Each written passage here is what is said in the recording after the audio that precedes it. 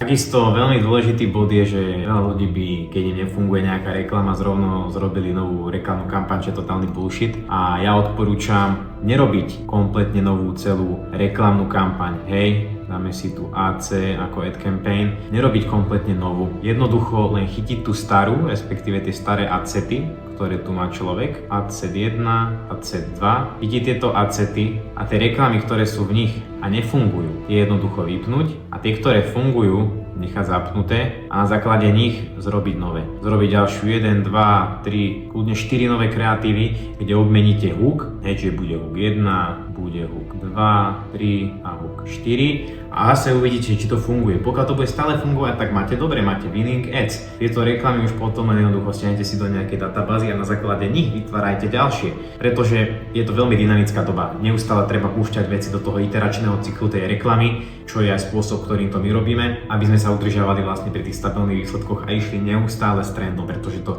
človek, keď zanedbá na nejaké 2-3 týždne, je hotový. Jednoducho žijeme už v dobe, kedy je človek hotový, keď 3 týždne updateuje svoje kreatívy a už potom je veľmi ťažko konkurenceschopný proti iným väčším firmám, ktoré majú agentúry, respektíve možnosť spravujú sami a tak ďalej.